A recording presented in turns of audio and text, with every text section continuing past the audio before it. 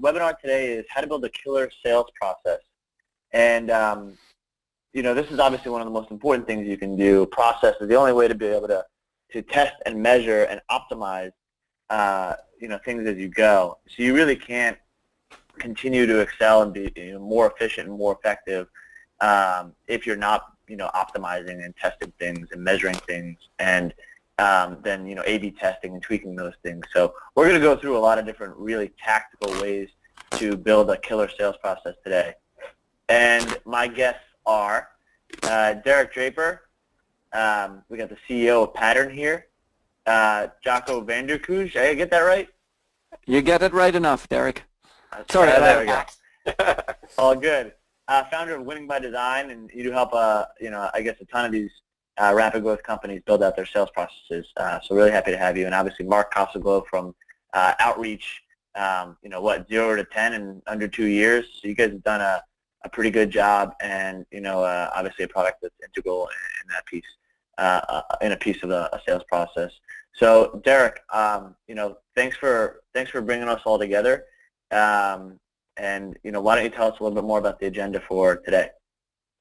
Absolutely. And thank you, Max, and thanks to Sales Hacker for working with us on this webinar. And thanks to all the attendees. I'm incredibly excited to get a great panel of folks together, thanks to Jacco and Mark, to talk about sales process, which is something that's near and dear to my heart. So just a little bit of background. I was formerly the VP of Sales at a company called Wildfire that went from 0 to 50 in 3 years. And I learned firsthand about what it means not to have a sales process and the implications, and then the process of actually building a sales process and sort of what impact that can have on the business. So really excited to talk to you guys today. And one of the main reasons that I wanted to come up with this topic is because that when I talk to a lot of sales leaders in my current role as CEO of Pattern, sales process is talked about a lot, but I think the general definition of what a sales process is, what it looks like, how it works, is kind of all over the map. And so really happy to be able to bring some experience from killer folks on this panel to the audience, and hopefully up-level the game of sales process for all sales professionals out there. So in getting started today, what we're going to do first is we're going to talk about what is a sales process. Again, the term has been thrown around a lot. What do we actually mean? Trying to get some clarity around what that looks like. Second, why should you care? You guys are busy, whether you're salespeople or VPs, you're incredibly busy. You've got tons of stuff going on. Why should you care about sales process? Why is this something that can really impact your business? Thirdly, how do we create one? Okay, so let's agree that you decide you want to up-level your sales process. You want to create one, get the first process going. How do you do that? Which is probably the biggest topic to chat about today. And then fourth, something that I learned from experience is it's not okay just to create a process. You actually have to really work to implement it to get your team to actually follow it. So we'll try to give you some tactical advice there.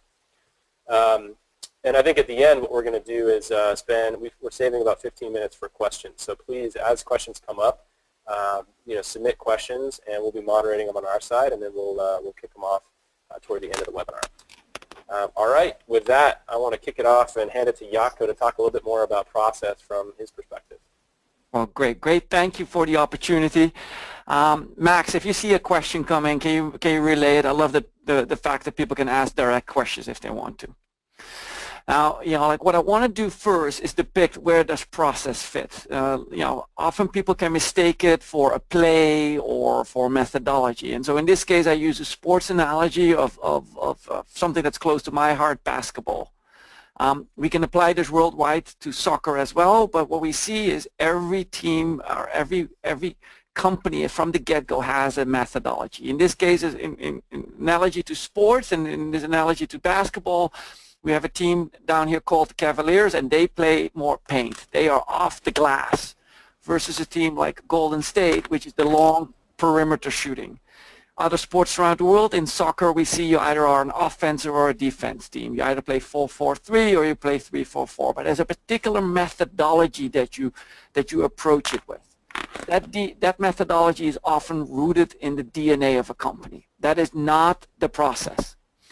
What we see is the process is an implementation of that methodology. In this case, in basketball, I can now determine how am I going to execute that perimeter play, or how am I going to execute that offensive scheme. For that, I am using plays. Plays is a catenation of activities. And activities can be a phone call, an email, setting up meetings, doing like a how to run a demonstration. Those are like activities I perform. This gives you an idea where process fits in this. And Derek, as we now go to the next slide, and what we can see down here, so where does process fit into the overall concept of sales? And what does a sales process fit in?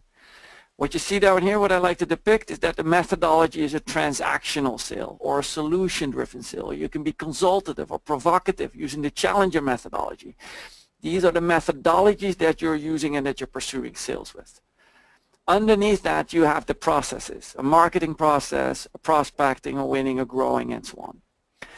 What you'll see that those processes can be then fine-tuned and improved by using the right place. And I'm using, in prospecting something, like that is easy to understand. I have an inbound play, I have an outbound play, or as is currently very popular, I have a target, account that I'm going after, a group of accounts via ABM, I'm targeting them. And as in order to do that, I use activities such as call, email, how to set up a meeting, how to have a conversation with a customer, and so on. By creating this simplified overview, we can now say, hey, like executing a call is not a process. It is just doing something right. Executing a play is, and putting the activities in the right order. That starts to create, a repeatable ability to get repeatable results. If I stick them into the prospecting process, then I start to get the process right there. Prospecting, winning, growing, and marketing. They do not have to be separate blocks, as I indicate down here, but they start to give you an idea on like how you can separate them. And perhaps, like Mark, as I depict this to you, what do you see? What do you see in this picture? What do you think about this? What do you think about when you see this picture and processes? Yeah, I think what you think, Jacco. The process is basically how you want your people to think about matching the buying journey of the customer with the best way for your company to make that happen in a profitable way, right? That's how the process marries together with how the buyer wants to buy. And the methodology is just determines the interactions that you have with the customer, the attitude, the culture, the kind of perspective that you come with that to initiate those conversations, whether they be email, face-to-face, or whatever. So yeah, that's how I see it. To me, once you understand how your buyer wants to become a customer of yours, aligning the resources and the different methodologies that you want to have inside the conversation is all wrapped up in what process is. Now, you said something that piqued my interest there, Mark. You said in a profitable way, right? And I think that is a very key to having a process, and one of the key deliverables of it. It's got to be done in a way that it's effective and efficient. It doesn't always have to be, like when we're dealing with human beings, sometimes it can say, hey, I want to have the customer to have the best experience. I think that, like there's a number of ways that's extremely important, right? But it's, in order for us to do something, we want to often do it in an effective and efficient manner. We can't spend like, if we say we're going to do transactional sales, I cannot have a salesperson travel all the way across the country to New York or fly, anywhere in the world, land on the spot, knock on the customer's door and say like, hey, I noticed that you just signed up for a free trial. I want to see if you want to buy a $5 a month trial.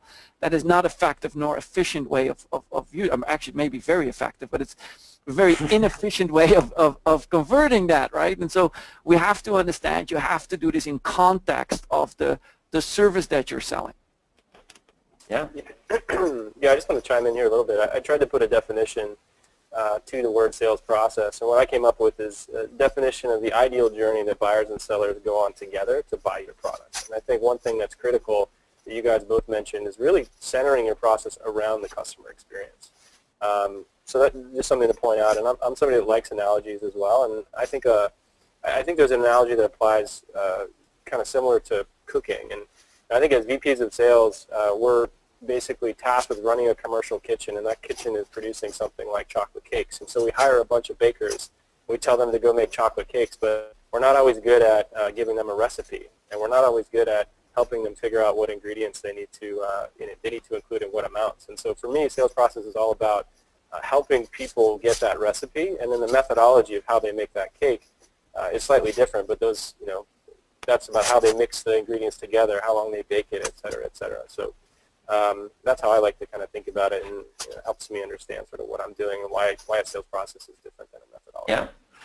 I love that analogy, and for me, I look at it from like 10,000, 20,000, 30,000 feet, right? Like activities are on the runway, they're the ground level.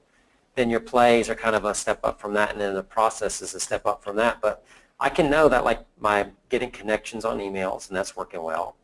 I know that like maybe a series of touch points is working well. But the process shows those conversions and those micro conversions along the way that show me if all of that is working towards a closed deal.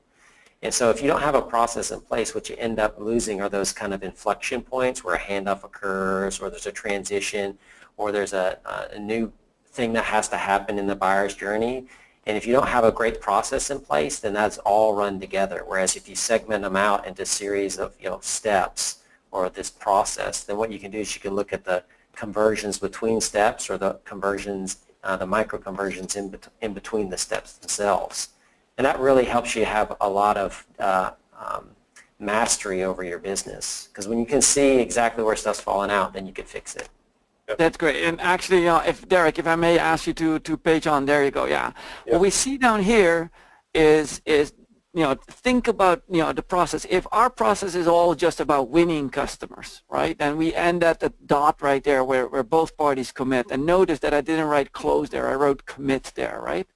People don't close. Closing means the end of something. This is a mutual commitment, like a relationship.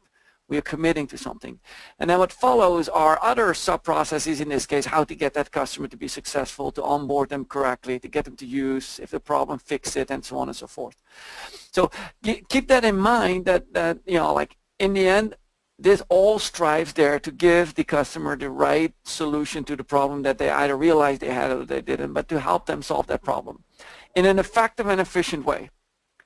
I believe that today, very much, and often since we deal with startups, we're not here to just win customers. I mean, like if you run a business, if I would run a business, and I'm the youngest of 8, with most of my brothers and sisters all running their own stores, they, in the end of the day, do it to make money, and customers need to be happy to make money. That's a key element of it. But you do it to make money. That means that like today's business, typical startups, you need to build a process in which your pursuit is that of a form of profitability, sometimes before growth. Okay, that's a big statement these days because everybody thinks they want to be a unicorn. There's very many successful companies that are running a very successful sales process, but they may never become a unicorn. That doesn't mean that they're not a successful company or that they don't have a successful process.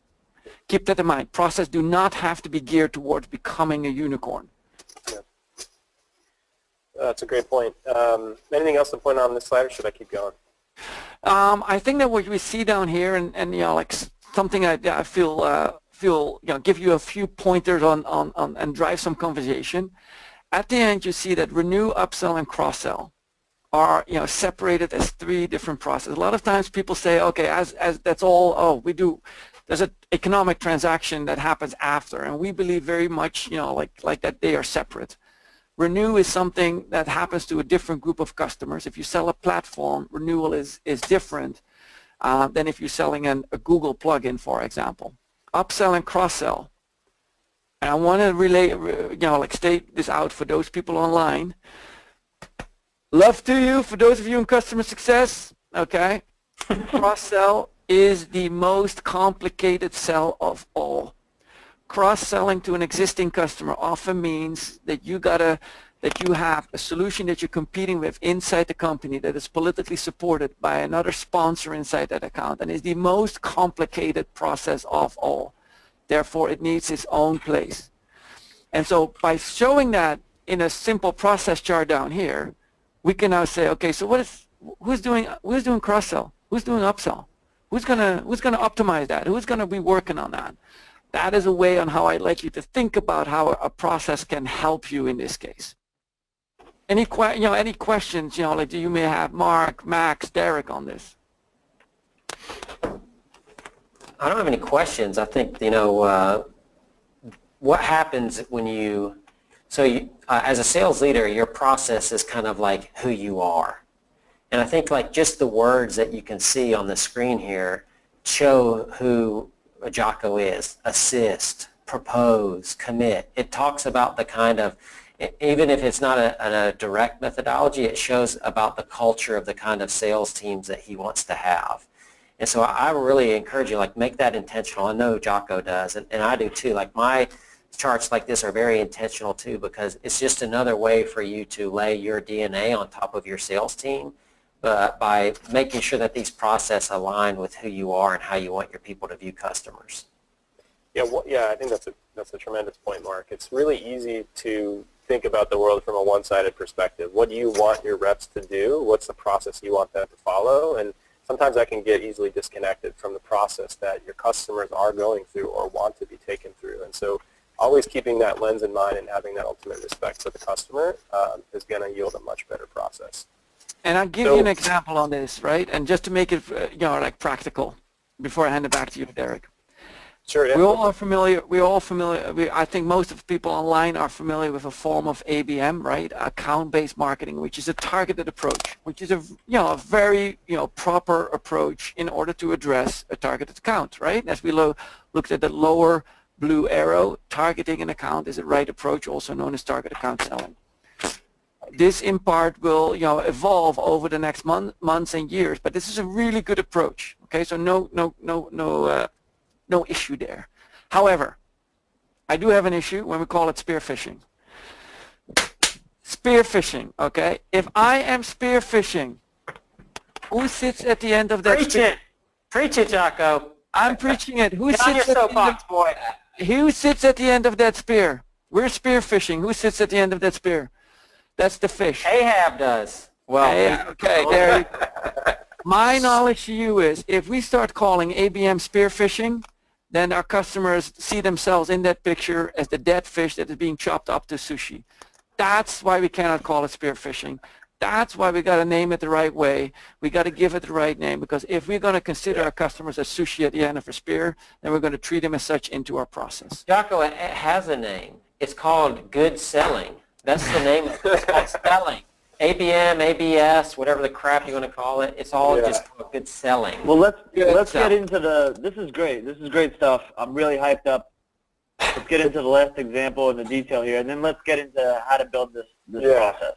Yeah. So I just wanted to share this real quickly because back when I was running sales at Wildfire, I think it was clear that we needed a sales process. And when you feel like you need it and you don't exactly know what that looks like, it can be hard to come up with the right answer. And then we ended up working with a consultant. I don't think, unfortunately, Jacco was in business at the time. Worked with a great consultant that helped us sort of put together this, what we called a roadmap. And this is effectively this is the play. If you go back a few slides, this was the winning, the winning part of the process, or the stages that you take a sale through. And really, you can start to break this down fairly simply. First is like, what is the buyer? What step is the buyer going through? So you see at the top, initial interest, education, transfer of ownership, rationalize, and then decide. And then for us, what does that mean? What are the stage names that we put in on our Salesforce and our opportunities that indicate where a deal is in the process?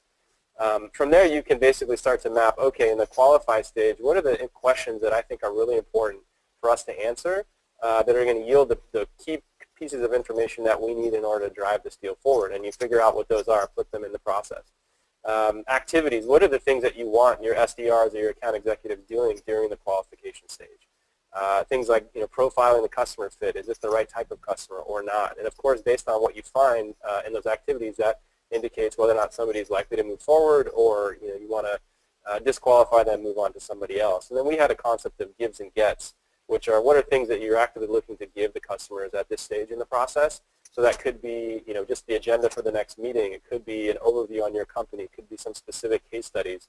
And then the gets are things you want to get from them, right? So understanding what their org chart looks like, who's making the decisions, what their timing is, and why they want to consider making a change. So those types of things really help start to unlock that recipe that you can give to your reps so that they know, okay, this is what I'm expected to do as I move a customer through the buying journey. So I collect these, FYI. Like Derek gave me this one a few months ago. I know him complete nerd, but I collect these. And I want to ask you two questions, Derek. Yep. Is one, how complete is this to perfection? Like, give me a % of perfection of this. And number two, what version of this is this? I just want people to understand, like, this right here, to me, is Derek's, like, sales soul on paper, and it isn't something that you just do on a whiteboard in an afternoon, and there you got it. But, like, how % perfect is this, and what version of that is this? Well, we'll talk a little bit more. That's great questions, Mark. We'll talk a little bit more about this in the implementation phase, because there's some things I learned about getting to this point and sort of what happens after this. But this was the culmination of probably a month's worth of effort and collaboration across our team to get this right. And this was, I think, version 1 or version 1.1 that ended up being printed out and handed to all of our sales reps. And one of the challenges with that is immediately once you hand somebody a piece of paper, it becomes outdated. You realize you made a typo. You realize you want to change the question. You want to change something. So I think the best organizations that I see have a living, breathing process, and they're constantly focused on iterating this and making it better. And so I like to share this because it's a great example of something that you can steal and start making your own very quickly. But if you're not able to get to this level of detail right out of the gate, don't be discouraged. This definitely took a lot of time and a lot of effort from a cross-functional group of people across my team. And we have some people wanting to know if they'll be the slides will be available. So we have the recording available within 48 hours on saleshacker.com. Derek, can we put the slides up as well? Absolutely. The slides will be available, and I have this example and a bunch of others that I've found, and maybe Mark can chip in with some that he's collected as well, just to give you guys some different pictures of how folks are doing this. Yeah. The whole presentation, all these slides will be available afterwards, so if it's a little hard to read now, you'll get a chance to do that. So I'll let you keep going, but just wanted to clarify that. If I want to go back to that one more time, then, right, I just want to make sure that everybody realizes, let's call this the red sheet. And the red sheet ends up with a customer making a decision. May I also ask that we create the blue sheet or the green sheet, which follows, which is after a customer having made this, can we use the same amount of effort and energy in order for them to become using your system, becoming successful and expanding that. I think this is great to get us going, right? And this level of detail is exactly what is needed, but also after we close the customer. Yeah, this is one part of the process. It's completely right. Okay, so why should you guys care? I mean, hopefully people are excited now and kind of get what a sales process looks like, but why is this going to be impactful for your business? Yeah, and like in this particular picture, like, and as many of you may have seen this video of this Formula One car comes in, and like, I don't know if people online, can you type in, please enter in your box, how many seconds do you think it takes to change the tires by this team? Can we see how many seconds do people think? 4 tires, no gasoline, mind you, no gasoline, tires cleaning up and getting him in and out of the pit stop. What do you 30, 3, 6, 12, 6.3, 7, 4, 6.5. We got some pretty granular answers here. What is it? 2.4 seconds. Okay. If you go online, there's a video that demonstrates what happened 20 years ago, or I think it's 1950s, and compared to now. And what you see is that process of changing the tires is 100% optimized. Every person on this team knows exactly what to do and when. Now, my question is, and again, I'm asking you, who is driving the car from our world? Who is driving the car? Can you please chat in the chat box? Who do you think is driving the car in this analogy if we replace that back to sales? Customer, prospect, sales rep. I'm happy to hear it is the customer. I want you to think that this is the customer that comes in for the pit stop. Many people may think it's the CEO of the company or the VP of sales or yourself, but essentially all of us are there to help that customer be in that pit stop for 2.4 seconds. That is what a proper process does. And all of us are doing there to help that. And then what you see down here, each has an activity, each knows which play that they are being part of, whether it's only a tire change or whether it's a different play, which is a full change. That is how I want you to think and why you should care about a proper process. Great. And so to your point, Max, I want to keep going so we can get to some of the more meaty stuff, but just a quick bit of insight from CSO Insights. regarding some actual data behind why you should care about a process. And I mean, you can look and see across the board, having a great sales process means a lot of positives for your business. But one of the ones that I like the most is that your business will close up to 12% more revenue by having an effective sales process. And this is data reported from, I think, over 1,000 sales organizations across the U.S. So again, hopefully by now you're bought into the fact that you should be spending a lot of time on this, but just one more point. So I think getting into the next phase, how do you create a sales process, right? This is kind of one of the big meaty points we want to discuss. So I think, Jacco, you want to kick us off, how you start to think about this? Sure, and I think that, like, and also, like, perhaps because I know I speak a lot. Mark, can you talk about point number one? I know that you are over the years you've been always a big proponent of that. Can you talk to me a little bit about that first point? Yeah. Oh, go ahead, Mark. Yeah. Who do you want, Mark. Jacco? Yeah, I want Mark. I want him. Yeah. So begin with the end in mind. I think it's a tried and true principle that started with the 7 habits of highly effective people. Like, listen, if you don't know where you're driving the car, you can end up anywhere. So when you get in the car, no matter whether you think about it or not, you always start your trip with where you're going to end up in mind. And that's the same way with the sales process. I mean, we all understand that, like, we want to get to closed won, but how do you want to get there? How do you want the customer to feel when they get there? What's the process? Like, that's why I love Derek's sheet that he showed me before, my collection of those. It lets you see exactly how he expects a rep to be the guide for the buyer who doesn't know how to buy the product. They've never bought this product before. But if you know at the end how you want them to feel, what kind of information you want them to have, how you want them to view the value prop, then it allows you to build how to do that. But if you don't start with that kind of end state in mind, then you're going to end up wherever the crazy process you come up with takes you, Yeah. And that is the reason why I think that we often want to put the pick when you draw up a process. Make sure that it indicates right. So, for example, making a market entry and be willing to lose money is a different kind of like mindset and therefore a different process than, hey, I need to run a profitable business in 18 months. So you have to understand what that is, right? Or I want to be the most known brand. Or as as one company said to me, I want to be the most revered brand in the industry. Like, the word revered is a loaded word. If that is what you want and you want that to be the end goal, then you got to state that and you got to gear towards that.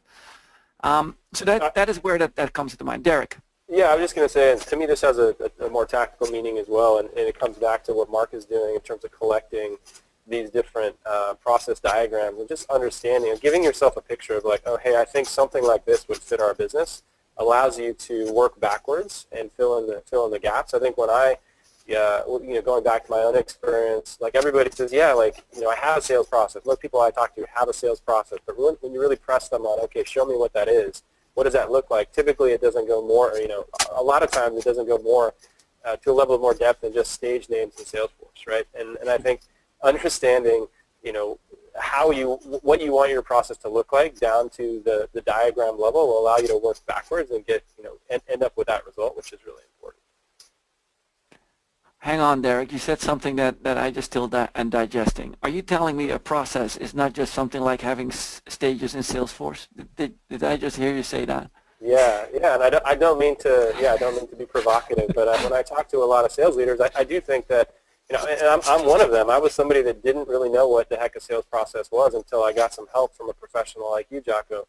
And I think it's, there's just a lot of knowledge to be gained in this front across the sales landscape. So I think it's critical that people dig in and spend a lot of time on this, because it does have a huge impact on your business. Okay, now if I have that end in mind, now what we do, that second step, is to map into the customer's buying experience. And it sounds like ridiculous, and you may have heard me before about the oh shit funnel, which generally means that the customer's first statement is, oh shoot, I have a problem. Aha, there's a solution. You have to think of that in order to help my customer and with their goal in mind. What is the experience that they're going through? Experience, Derek, is not measured, as you already correctly said, in sales stages. I don't wake up as a customer one day in the morning and said to it, hey, Max, you know what? I loved how you got me to become an MQL. I'm ready for you to turn me into an SQL. Can you please take me through some additional prospecting, right? That's not how customers talk. And so we want to make sure that when we map to what the customers and how they are buying, that is not once again something in lingo written that nobody understands except the person. It needs to be written in simple things. We call it the oh shit journey. You can call it whatever you want, but it's, oh shoot, I have a problem. Aha, there's a solution. Wow, these people really know what they're talking about. Now we're mapping to what a customer's buying experience is. How are customers thinking? And we're describing it in words that they are thinking, not we as sales reps are thinking or sales professionals. Yeah, so how do you do that? I mean, what are, do you guys have some, Mark, Jacco, you guys have some tactics for how to really get in the minds of your customers? Mark, you first. Yeah. So, I mean, I'll take you kind of through how we did it at Outreach. Is like the first thing that we needed to do here was to help people come to an understanding that more activity and better activity was going to lead to more results. Now, that sounds like a duh thing, but most people haven't made that connection yet, that if I can get more phone calls that are better and more emails that are better and more social touches that are better, that I can't argue with the fact of someone making a claim that I'm going to get better results. And so that's kind of how we had to start out our buyer's journey, because that's how our buyer comes in. They come in with a mind of doubt. They've tried other products that don't work. They've had other experiences, or trainers come in to try to accelerate how things are going, and they've kind of fell flat. So there's this perceived wall that they just can't get over. And so the first thing we have to do is take them back to what every sales leader believes, which is more and better activities leads to better results. And then we have to take them through a step at a time of how we enable people to do that. And so that's how we did it here, is we started like with the most basic thing. Like, if you don't agree with us on this, if we don't get a that's right after we talk about this, then there's no point in us going forward anymore, because that foundation has to be there for us to build anything on top of. Yeah, like my approach is this. Talk to your first customers. Talk to them. Learn from them. How did you buy? How did you find us? Learn from what is going on. And that communication, those first group of customers, if you already have 250 customers, it's not too late. Go, check in with the last 10 to 15. Set up a call. Love to learn from them. ABC, always be curious. I know ABC, always be close. It's BS these days. Always be curious. Learn about how did you find about? How did you hear about us? How was this experience? You have to understand how customers are buying. And to me, this is one of the most important things that all four of us here on the panel, including everybody that's listening, needs to realize. Sales has changed. People don't want to be sold. Yep. This comes from a drastic different point of view where people were sold. People today want to help buying a solution. They don't want to be sold on a solution. They want to help buying. So you need to learn, where did you get the information? How did you educate yourself? The process that Derek just showed you had a gigantic stage in there, and that stage was called education. That stage was not called selling. It was called education. That is where you were helping your customer, learning about the problem and the solutions. That tells you that you're learning about your customers. So you have to learn how your customers are buying. If you're an established company, you actually have a head start, because you can use your customer success organization to pull all this information. So you want to start with customer success, pull all this information. It's a great way to back into your ideal customer profile, your target addressable market, and the messaging that you need to use, what's resonating with the people that have already bought your product, and create almost a customer advisory panel. Maybe there's some perks within your product that you can provide for these people who are willing to give you some time here and there. But if you're working with your customer success team, you can pull out your best customers. You can pull out people who are good customers but have problems here and there or asking for features, and really start to talk to them. If you're an earlier stage company that doesn't have access to a huge stable of pre-existing customers, one of the really good things to do is start a customer advisory panel from the very beginning with some power users or early adopters or innovators in the space, people that you can reach out to that are friends or previous employers or something like that. There's a reason why you started the business in the first place. You didn't just, if you already have product market fit, there should be some people that you could already talk to, and back into the rest of your process by understanding what these people are buying, why they're buying. And you can maybe even go to, customers that are with other companies, and if you can work your way into those accounts, or people who are using a competitor or a complementary product, maybe you could understand, how your product fits into that, and build your messaging and your ideal customer profile and all those things backwards that way. This is an advantage that I don't think most people in tech understand that they have, that has never happened before. Like, I'm not a tech guy, but when I came here, the willingness of another young tech company to tell you everything that you need to know to build an awesome buyer's journey, they do it as part of the culture. It's part of like the symbiotic, fellow dude in the trenches trying to make it happen thing that only I think exists in tech, where you can get somebody that's technical like you to tell you technically why or emotionally why they've done with the product. And to not take advantage of that is really taking away a huge thing that you have as being in a tech community. I never experienced that before I started selling Outreach. Now, as I map that into the next point, right? If we now say that mapping the customers and that this is important to insert our customers, I give you real practical activity, because you then have to map that into activities. Okay, if this is important, then how are we going to do that? What are the actions we're going to take? And so let's take this very basic example that it is important that we need to learn how customers got to us. Here's an action. This is an action you can do tomorrow. Everybody in the company will speak greatly about it. The action is as follows. Whenever somebody rings that bell, win the deal.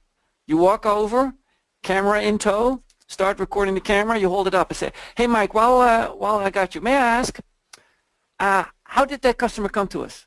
And Mike will stand there still with the bell and say, sorry, what? How did they find us? Why did they need us? What was the problem that they ran into? You interview whoever rang that bell. You interview them right on that spot. You record that video, 2 to 3 minutes. Once you're done, send to company. Video, done. You do that 4, 5, 6 times in a row, everybody starts to understand. When I win a deal, I've not won it. I'm requesting. That dinner bell is letting the company know I'm ready to share my information about this customer. That is the proper way of starting to learn and building a real-life action in real-life behavior. Your customer success team sees that and can build on that. We need to take actions onto our processes, and we need to build them in there. So yeah, I guess any more advice from you, Jacco, about how do you, once you've got your sort of high-level process out there, how do you break that down into actions? The actions need to be, well, as the word says, actionable. It needs to be able to assign to a name, a role, and this is what you need to do. Step 1, 2, 3. So mapping actions need to be simple. You had it in your spreadsheet. Before an NDA needs to be established. Great, that's an action of which there's little value to both people. Like, nobody wakes up and says like, oh great, we got an NDA established. Let me get compensated on that as a salesperson or as a customer. Great. The actions need to provide value to the customer. Right? If a proposal submitted is great, but if you have helped the customer to solve the problem and created a solution for them, that's even better. What I find, Derek, is that a lot of people who draw processes do not collaborate with the sales team. They go straight after the sales process, take that shortcut and say, okay, now we have the process, let's go do it and do more of our work and stop doing what doesn't work. Great. They move from 3 to 6. But essentially, you got to collaborate with reality. You got to bring that process into actions, and you got to actually talk to people who are in the field, who are doing this, and start adjusting that very quickly. Make this a reality. Make this like what is really happening in the field here. Yeah, I would say don't underestimate what a sort of behavior shift you're looking to create in your organization. Taking people from a less formal process to something that's more formal. You've got to get a lot of buy-in from your team, and if you sit in a closed room with your managers for 3 days and come up with this ideal process and then go hand it to your reps and they don't believe in it, good luck trying to get them to follow it. And so I found, not only is it kind of daunting, it's the beginning of this to say, wow, we've got to put a lot together. There's a lot of thinking that has to come into play to get this sales process together. One of the things that you can start to do is break off pieces of that process and hand it to the people in your organization that are experts. So, for qualification, go find your SDR team and say, hey, you guys are the best at qualification. What are the questions you think we should ask? What are the things that you typically give customers that you find are working? And that gets them bought into creating the process and much more likely to adopt it once it becomes completed. Yeah, I think of it a little differently than Jacco. He's so customer-centric, but there's also internal needs that need to be satisfied. And so for me, like, I build out my process as an internal guidepost, not as a way that I want people to think about their customers. We have a different way of doing that that's built into how we do our forecasting, right? which forecasting equates to the confidence that we have that we're going to win the deal. And so that's where I think that you include a lot of the buyer stuff. But for me, process is very internal. And so the most helpful thing I learned was actually from a guy on this webinar, Jim Everlin from Top Ops. He showed me a long time ago that stages are great, but there's certain things that have to happen or gates that have to be crossed before that stage can be changed. And typically the way a rep thinks about sales stages in a process is, well, when I do the demo, it goes into demo stage. When I get done with the demo, it goes out of demo stage. And that just doesn't work. That's not what it means. If you have to clearly define, well, demo means that you have a demo booked, that you have collected the correct kind of discovery and all the data points that you need, that you've mapped out like this certain solution, and that you have your situational slide deck ready to go for your demo, and that you briefed your solutions consultant who's going to come in and help you with the technical part. That's when you go, when you've completed those, you can move out of demo into the next sales stage or whatever. And those exit requirements, to me, satisfy this kind of like internal need to define exactly what it means to move through the sales process. And I can talk about the forecasting part some other time, but that was a hugely valuable thing to me that really helped my sales team not arbitrarily move sales stages and move people through a sales process without any kind of definitions. That's awesome. Love. Yeah. So what about? So let's move on. We don't want to run out of time here, but measuring results. I mean, that can be challenging because a lot of times your process doesn't necessarily integrate perfectly with where your reps are doing work. Jacco, what have you found? That's effective for measuring results and iterating on the process. I want you to think about the following. If you would be driving a car, what is the primary meter, what is the primary, data that you're driving your car with? There's only one meter that you care about when you're driving a car. What is that meter? Speedometer. Speedometer. Okay, let's say I remove your speedometer and I make you now look only on RPMs and gear shifts. So now I need to make you drive the car on whether you're in second gear, third gear, and you need to calculate. You will start driving the car differently, right? Because you don't know where you're at. I mean, you're now like, oh, I'm too, you will drive the car differently because the data that you're looking at is different. If I now tell you, you know what, we're only going to drive the car based on fuel efficiency. Once again, you are starting to drive the car differently. Your behavior changes because the way how you're measuring it and the dashboard that you're looking at is making you do different things. This is how you've got to think about measure results. What are we measuring in an effort to drive what? Now, obviously, we started with the end goal in mind, and we need to make sure that we are driving towards that end goal. We're measuring those results. But I want you to think about, why are we measuring this? Am I measuring fuel consumption? Am I measuring speed?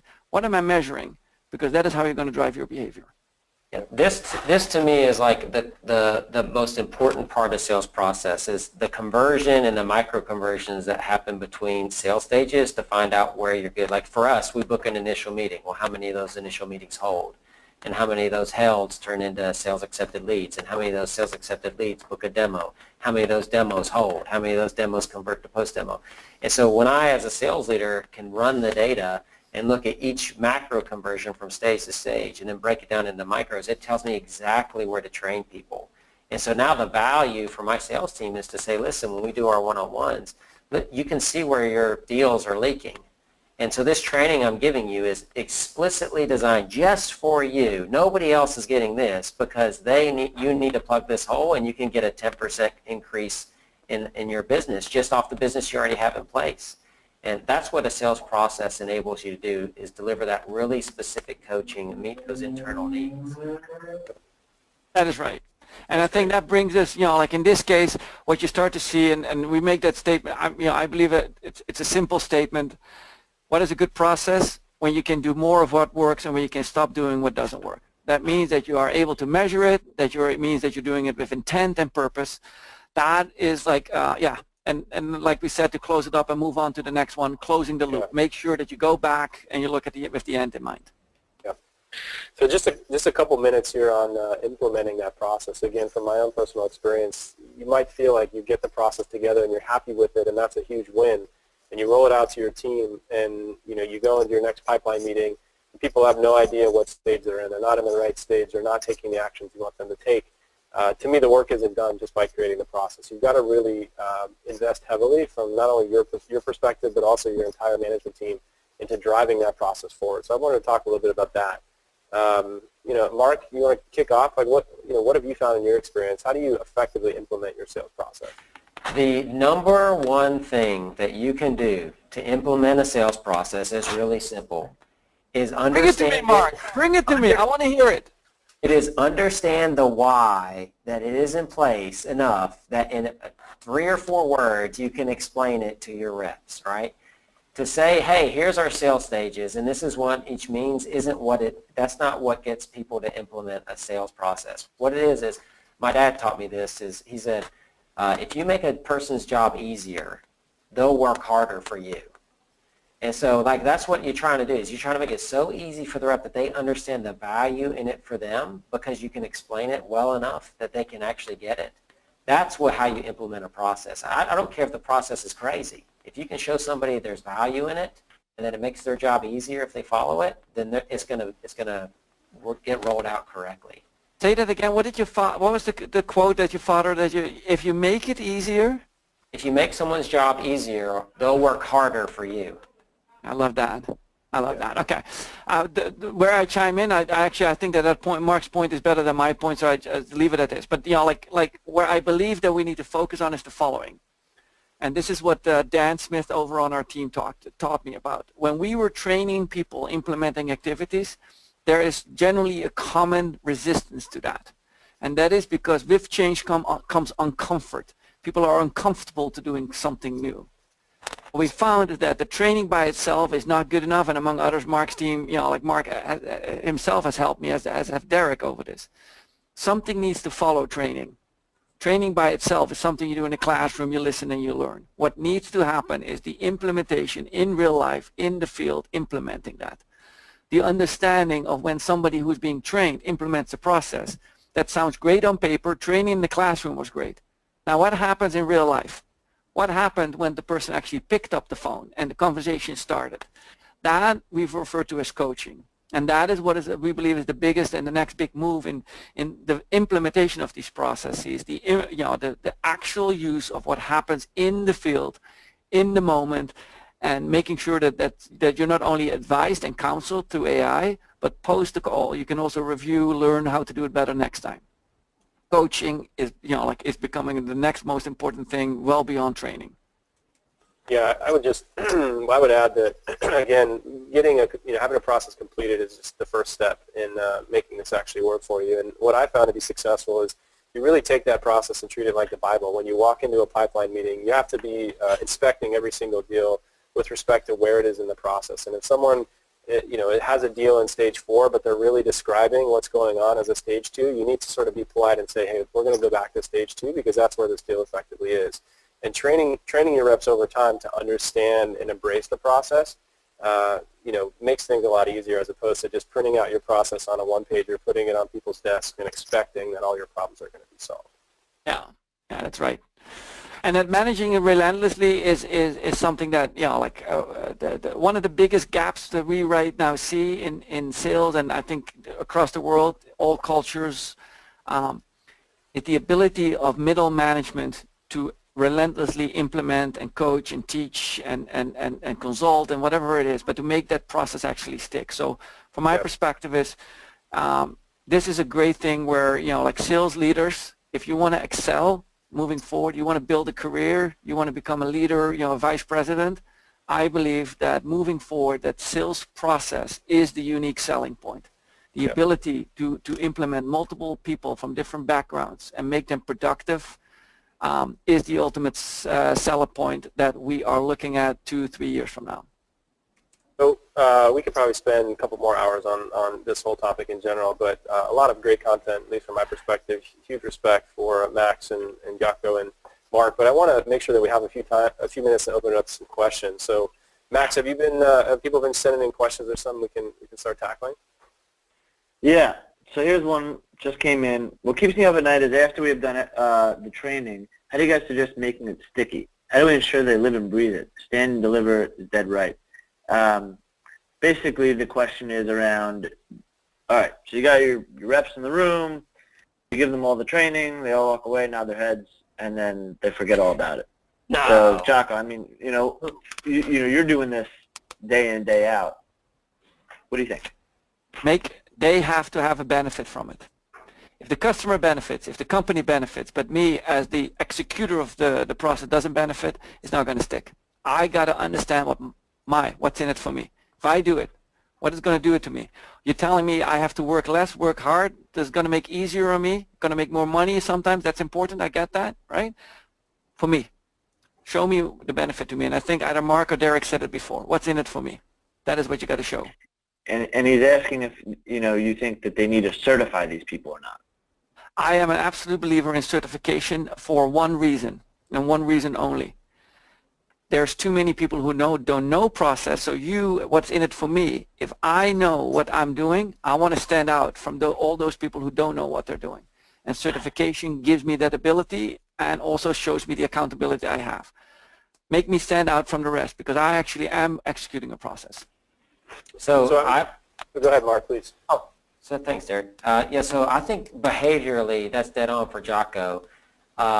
Operationally, well, I'll tell you what we've done at Outreach is we actually have, for each sales stage, there's certain data that needs to be captured. And, this might not be mind-blowing, but when you create validation rules in Salesforce that prevent someone from changing a stage because certain data isn't captured that should be captured, you create this best practice that has to be followed. Let me give you a great example. So for us in qualification, we need to know who their email provider is and what CRM they use. And so somebody can't move out of discovery into demo without logging that data into Salesforce. And so what it does is it makes the rep, but after they pop up with these error messages all the time, they start to get frustrated, and you just say, listen, it's hard to move the sales process forward if you don't log the information because we need to see what our win rates are here, our win rates are there, so it's the what's in it for me part. But like if they don't log the information, then they can't change the stage. Once they can't change the stage, that shows up in their pipeline calls, and then we can correct the behavior and get the information that we need. Because sales process just isn't for the reps. It's not just for the customer. It's there's a bunch of back-end analysis and data that a great sales process can support. If the reps are, if the reps follow it, if they let themselves follow it. So that's what we've done, some validation rules that really helped us out. Yeah, I think that those are great answers, and my answer is sort of a blend of the both, because this is a problem that we think a lot about here at Pattern. And for me, the key is actually bringing it right to where reps are working. And you've got to provide value. You've got to make it easy for them to want to grab this information and use it. And I think when you architect the process correctly and people buy into it, they want to follow it. They believe that if they follow it, they're going to end up with better results. Some of the challenges are that when it's on your wall and not in front of them, not when they're walking into a meeting, it becomes hard to follow. So that's something that we found that has driven a lot of success, is just putting the process directly in front of reps. And so that would be my added point. What's the next question? Let's get a few questions, and we can only one of us answer, so we can get to audience questions. And then Max, you hand it out to one person only. Yeah. So let's go with Derek. Let's go with you on this one. We're talking all about process. What's realistic ramp time for a rep? So you put this process into place. Now you're hiring new sales reps. How quick should they be able to get installed into this process? Yeah, well, so there's a lot of depth to that question. I mean, I've seen data out there that suggests reps take up to 8 months to get fully ramped and fully productive. The question that you just mentioned was how long before they get up to speed on the process. I think, one, if you don't have an effective sales process, it's going to take reps a whole lot longer to get ramped, because they're going to have to find out by trial and error what works and what doesn't, as opposed to saying, hey, here's the best way to go close these customers. And then if you've got a process as well, a clear process, and you train people effectively on it from the beginning, back in my day at Wildfire, we had a 3-week training program, pretty in-depth training program for all of our reps, and when they came out of that, they had a very good understanding of who our buyers were, what the process was, the tools that they were going to be using, as well as the space, and that made them very productive right away. And I mean, I don't think you can get that productivity in terms of dollars closed, hitting 100% of quota down to 0, but you can get them up to speed a whole lot faster by having a great process and making sure you're wrapping that around them effectively when they join the company. Mark, should the process include helping people realize they have a need, or does it start with the customer's own aha moment? I think that the sales process starts internally and you map that to the buyer's journey. I think inside out is the way to start because there's so many internal things that need to happen to move it through. I could be argued out of that, but that's what my gut says is start internally and move outward, but Jacco hates that answer. No, not necessarily. I don't think that is a bad answer. As long as you have the customer clearly defined, designed in there. No, I'm fine with that. All right. So real quickly, last question, and we'll go through Derek, Jacco, then Mark. Give me your resources or tools that you can't live without. When it comes to process, building a sales process. You're building a sales process. You're one of these people who just joined us. They want to learn how to build a sales process. Your top resources and tools that you cannot live without or you highly recommend. Yeah, I mean, for me, it goes back to that stage management roadmap that I showed a few slides back, and I think Jacco has upped the game on this so much, and I think we're going to give away his book for free. I would highly recommend for all attendees to go through his book because Jacco is the process master and has taken that and mapped it to the nth degree. I think for me, just having the blueprint, to use a Jacco term, is critical. If you don't have that, you can't map to anything. You can't build process or you can't build, your workflow around that. So for me, just starting with that and building that kind of drives everything else. Great. And then for me, I'm gonna do this, and then I know that people want to take a screenshot of this. Okay, so.